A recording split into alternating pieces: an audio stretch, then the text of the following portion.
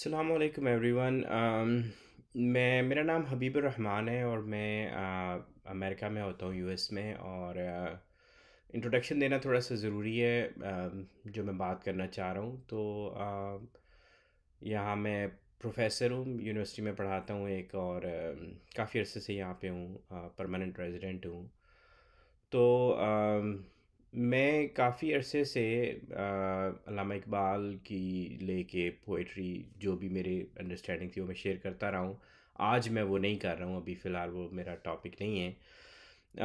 मैं बात करूँगा जो ये शिप रैक हुआ है, पाकिस्तानी एक और जो बोट है, माइग्रेंट बोट जो है वो डूब गई। और जो उसमें बता रहे हैं 500-600 लोग फौत हो गए हैं और 400 तक पाकिस्तानी हो सकते हैं। तो इस पे मैं बात करूँगा और कुछ डिटेल्स बताऊँगा कि हमें क्या करना चाहिए। इकबाल, मैं अभी जब ये वीडियो रिकॉर्ड करने लगा हूँ ना, तो यकदम मैं हमेशा इकबाल पे बात करता रहा हूँ, जैसे मैं पहले कहा, तो फ़ौरन मेरे जहन में ये थॉट आई। पता है, हम अपनी जो थॉट्स होती हैं उन्हीं को फिर आगे वर्ड्स में डालते हैं ना, राइट? तो इकबाल की शायरी जब मैंने एक्सप्लेन की तो वो यही था आपके, हम तो खुद तो नहीं सोचते, आपको कहीं से वर्ड्स आते हैं, अंदर आप उसको बोल देते हैं। तो ये जब मैं ये वाली वीडियो रिकॉर्ड करने लगा तो एग्जैक्टली ये वर्ड्स मेरे जहन में आए कि अगर इकबाल खुद भी इस वक्त ज़िंदा होते ना, इस वक्त आज के दौर में 2023 के पाकिस्तान में, वो अगर खुद ज़िंदा होते तो वो ये आके वीडियो रिकॉर्ड करके कहते कि तुम लोग ना पाकिस्तानी, मेरी शायरी पढ़ना छोड़ दो, राइट, और मुझे पढ़ना छोड़ दो, क्योंकि और करने के बहुत काम हैं जो तुम लोगों को करने हैं, वो और इतने इम्पोर्टेंट काम है कि ये इकबाल पढ़ना, शायरी पढ़ना, समझना, इल्म हासिल करना, इनको थोड़ी देर के लिए पीछे रखो, एंड यही मेरी भी एडवाइस होगी हर उस जो इल्म सीकर्स हैं आजकल, जो कि व्हाट्सएप इल्म सीकर्स हैं, और इस तरह ऑनलाइन इल्म सीकर्स हैं, कि और करने के काम है, इल्म को थोड़ी देर पीछे रखो और करने के काम की तरफ आते हैं। तो 600 लोग फौत हो जाते हैं यार। और मैं जो हूँ, मुझे यकीन माने, मैं अपना फिर बैकग्राउंड देता हूँ कि मैं जेहलम से हूँ, पाकिस्तान में। और जेहलम में मैं 25 साल तक, आप कहें कि मैं पाकिस्तान रहा। इस वक्त मेरी 45 एज है, बाकी 20 साल मुझे बाहर हो गए हैं, यूरोप और अमेरिका में। तो वो जो 25 साल थे उसमें मैं, आप कह लें कि एफएससी तक मैं रहा जेहलम में। तो मेरा दीना एक शहर है, दीना हमारा करीबी टाउन था, मंगला भी करीब था। तो दीना मंगला रोड के ऊपर मेरा एक गांव है, एग्जैक्ट नाम की ज़रूरत नहीं है लेकिन उस रोड के ऊपर है। और मेरी जो एफएससी थी वो मंगला कैंट से थी, और फिर एफएससी के बाद मैं चला गया इस्लामाबाद, बीएस और एमएस, और वो उसके लिए फिर मैं बाहर आ गया मुल्क से। तो ये जो टाइम मैंने वहाँ गुजारा, जो मेरी जो मेरा एफएससी तक था, मंगला तक, और उसमें मैं आपको सोशल इश्यूज बताता हूँ कि ये जो हुआ है ना, ये हादसा आज हुआ है, ये कोई अभी का नहीं है, ये कि अब लोग बाहर भाग रहे हैं, निकल रहे हैं पाकिस्तान से। उस वक़्त से लेके जो मैं एज़ ए चाइल्ड मैंने नोटिस किया, 12वीं जमात तक, जबकि मैं घर रहता था और हर रोज़ स्कूल जाता था, कि ड्रग्स और ये जो बाहर जाना है लोगों का, ये दो, आप किसी भी पूछ लें बंदे से जो जेहलम में रहा हो, उसको पता होगा कि लोग बाहर जाते हैं। अब किसी गांव चले जाएं, ये 30-40 साल पुरानी बात है।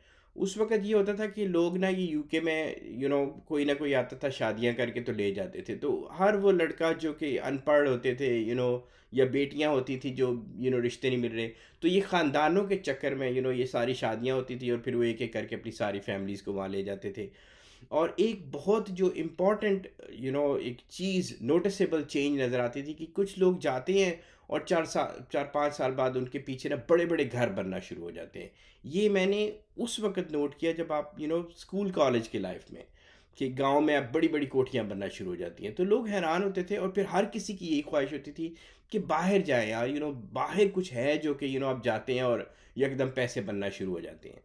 और मैं उनकी बात कर रहा हूँ, उन लोगों की जो कि सच पढ़े लिखे नहीं होते थे, पता नहीं कैसे वो जाते थे शादियां करके किसी और तरीके से।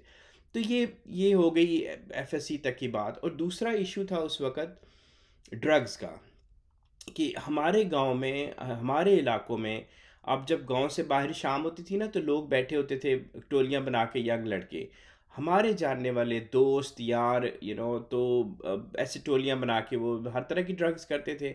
कोई पता नहीं कि वो क्या करते थे, बट ये हमें पता था कि बाहर गांव से ना इस वक्त लोग बैठे होते हैं, बच्चे बैठे होते हैं। अच्छा, फिर ये हुआ, फिर मैं एमएससी करने वहाँ चला गया इस्लामाबाद, बीएस की, एमएससी की, पाकिस्तान से बाहर आ गया। फिर बाहर आके एक दो दफ़ा पाकिस्तान गया, लेकिन फिर जब यूएस आया तो एक लंबा 10-12 साल का अरसा आ गया, वापस नहीं जा सका वही चक्कर में, परमानेंट रेजिडेंसी के चक्कर में। लेकिन जब मैं पिछले एक दो सालों से वापस जाना शुरू हुआ हूँ, तो मैंने फिर गांव गया हूँ, और फिर जाके मैंने नोट किया कि शाम के बाद अब ज़्यादा तादाद में टोलियाँ बनी होती हैं। और वो जो उस वक्त मेरे जानने वाले थे ना, जिनको मैं जानता था कि ये लोग मेरी एज के हैं और ये नशे करते हैं, वो कब के फौत हो चुके हैं। उनकी आगे कब के भूल भी चुके हैं लोग फौत होने के बाद।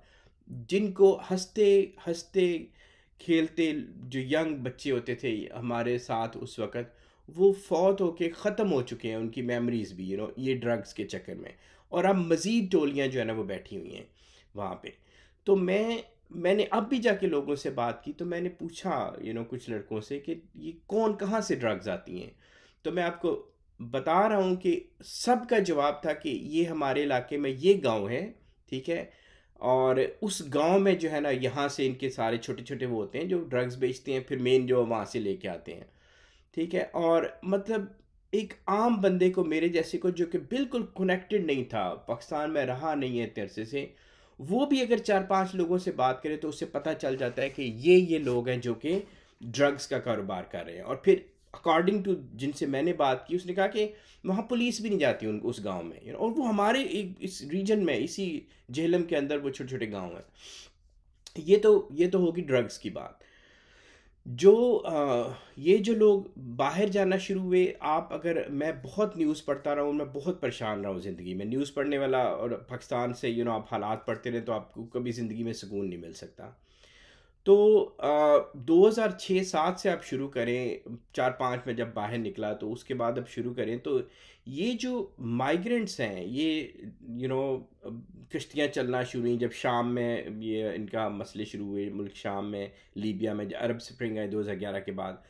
तो उस वक़्त जेन्युइन मसले शुरू हुए उन इलाकों के, जो लोग जो हैं वो वहाँ रहते थे, सीरिया और तो उस वक़्त वहाँ पे सिविल वॉर थी, अनरेस्ट थी उन इलाकों में। तो वहाँ से लोग जेन्युइनली जो है ना, और शाम से स्पेशली, आप उनकी स्टोरीज़ पढ़ें जो न्यूज़ में आया करती थी तब, कि किस तरह लोग जो है वो बस वहाँ से अपना सब कुछ बेच के अपने बीवी बच्चों, छोटे छोटे बच्चों के साथ किश्तियों में बैठते थे, लीबिया से उन जगहों से, और यूरोप की तरफ जाना चाहते थे।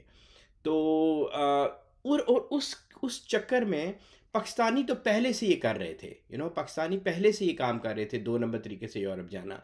लेकिन उस वक़्त जो है ना, एक ऐसे बहुत सारे लोग जिनको ये मौका मिला, कि चूँकि यूरोप ने थोड़ी बॉर्डर्स ओपन किए थे माइग्रेंट्स की वजह से, वहाँ यूरोप में भी शुरू हो गए पॉलिटिकल इश्यूज़ शुरू हो गए इस वजह से माइग्रेंट्स को लेके। तो कुछ अपोनेंट्स से जो अपोज करते थे कि यूरोप को बॉर्डर्स बंद रखने चाहिए, लेकिन कुछ स्टेट्स ने, कुछ हुकूमतों ने उसको खुला छोड़ा कि आने दो लोगों को। तो उस चक्कर में पाकिस्तानियों ने जोक दर जोक पाकिस्तानी जो है ना वो निकले, ताकि वो भी यूरोप पहुंच सके।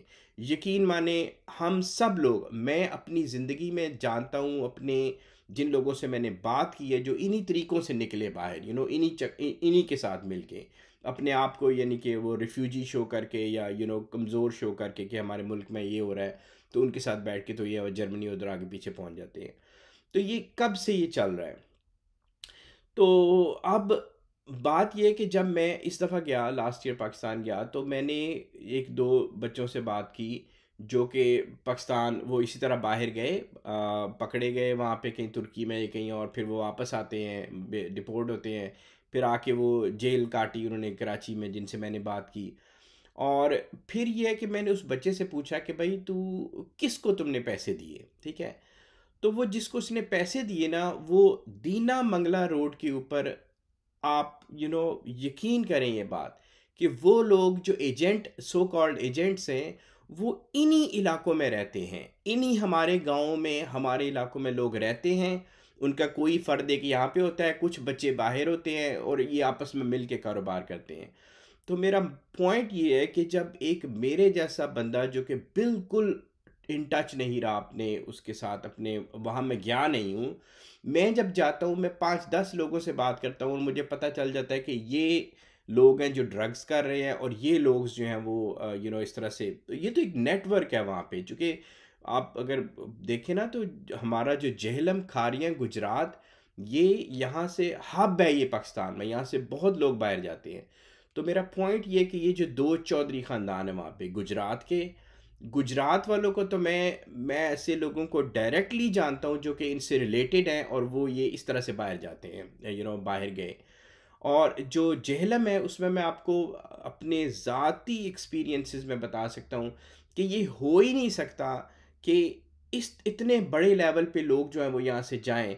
और ये जो आपके चौधरी ख़ानदान है, फवाद चौधरी की बात कर रहा हूँ, और उनका जो ख़ानदान है जो कि तकरीबन 50 सालों से वो पावर में है, वो ना सिर्फ पॉलिटिक्स के अंदर पावर में, मैं ये नहीं कह रहा कि ये सिर्फ ये ख़ानदान होगा, जो बाकी इनके अपोनेंट्स होंगे दूसरी पार्टीज़ के, उनका मुझे पर्सनल एक्सपीरियंसेस नहीं है तो इसलिए मैं नहीं बता सकता। लेकिन मैं ये नहीं कह रहा कि वो अच्छे हैं और ये ज़्यादा बुरे हैं। मैं सिर्फ इसलिए बता रहा हूँ कि इनसे मेरे पर्सनल एक्सपीरियंसेस रहे हैं। आप मतलब है, मैं इस गांव का हूँ, इन इलाकों का हूँ, यहीं से पढ़ा हूँ। तो ये कैसे हो सकता है कि इनको ना पता हो कि वो कौन लोग हैं जो यहाँ पे ये जो कारोबार कर रहे हैं, ये कौन लोग हैं जो बंदों को बाहर भेजते हैं। तो इनको डायरेक्टली पता है, इनको 100% पता है।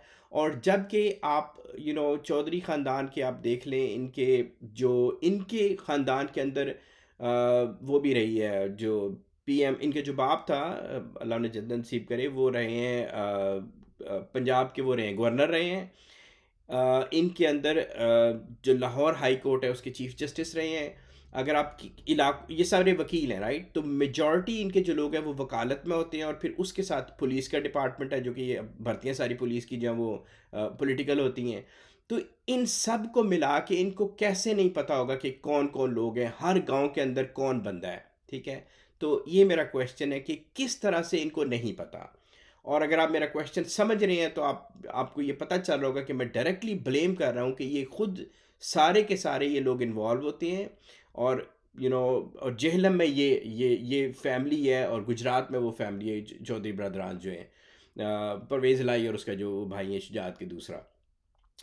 तो यार 600 लोग मर जाते हैं यार, और फिर हम सबको पता है, इस तरह से आपको भी पता होगा कि कौन कौन लोग जो हैं वो इन्वॉल्व हैं। तो हम क्यों ओपनली नहीं बात कर सकते? क्या चीज़ हमें रोकती है? और कब तक हम ये बेचारे गरीब लोग जो हैं, जिनको झांसा दे के, उनको क्या क्या करके उनसे पैसे लेके ये जो है बाहर भेजा जाता है और उनको मरवाया जाता है, कब तक हम ये लोग ये करते रहेंगे? तो मेरी वीडियो बनाने का मकसद यही था कि मैं थोड़ा सा आपको बताऊं कि अगर मेरे जैसा बंदा जो ज़िंदगी भर बाहर रहा है, ज़्यादा अरसा होने वाला है, तो लेकिन मैं वहाँ से बड़ा हुआ हूँ, वहाँ रेज़ हुआ हूँ, मुझे वहाँ के इश्यूज़ का पता है, मुझे लोगों का पता है। तो जो लोग वहाँ पे आपके, जिनको आप वोट्स देते हैं, बरादरी की बुनियाद पे जिनको आप वोट्स देते हैं, वो आपके साथ वो कर क्या रहे हैं? तो आप कब छोड़ेंगे इस बरादरी सिस्टम को? चूँकि मुझे मुझे इस मसला है, पॉलिटिक्स आपकी बरादरी बेस्ड पॉलिटिक्स है, ना कोई मज़हब है और ना कोई मुल्क है और ना कोई और है। अभी इमरान खान ने, ये फवाद चौधरी ने उनको छोड़ दिया, राइट। तो मैं देखता हूँ कि कितना अरसा जो फवाद चौधरी के फॉलोअर्स होंगे, लेट्स से कि वो कोई और पार्टी ज्वाइन कर लेता है, तो देखते हैं कि वो कितना अरसा पॉलिटिक्स से बाहर रहते हैं। ये मे बी इस दफ़ा इलेक्शन हार जाए, लेकिन दोबारा से ये ख़ानदान फिर आ जाएगा, क्योंकि ये बरादरी का वोट है, कोई और वोट नहीं है इनका, कोई कोई नज़रियाती कोई कुछ नहीं है। तो कब तक हम इन लोगों को जो है वो अपने बच्चे मरवाते रहेंगे? 500-500 करके हम पाकिस्तानी फौत हो जाते हैं, ठीक है। तो प्लीज़ यार, इसको आप अपना बताएं, आप अपने जिनको आप जानते हैं, जिनको आप एक्सपोज कर सकते हैं, उनको करें, ताकि कोई हो जो आवाज़ सुने, और कोई इनको रोके। जाएं उन इलाकों में, दीना मंगला रोड पे जाएं और देखें, लोगों से बात करें कि कौन वो लोग थे जिनको पैसे दिए गए और उन्होंने बच्चों को बाहर भेजा, और फिर वापसी पे उनके उनके बड़े बड़े घर बन जाते हैं, उनके बिजनेसेस चल रहे हैं, और कोई उनको पूछने वाला नहीं है इस मुल्क में। तो काइंडली शेयर इट फॉरवर्ड और अपनी थॉट्स भी आप शेयर करें।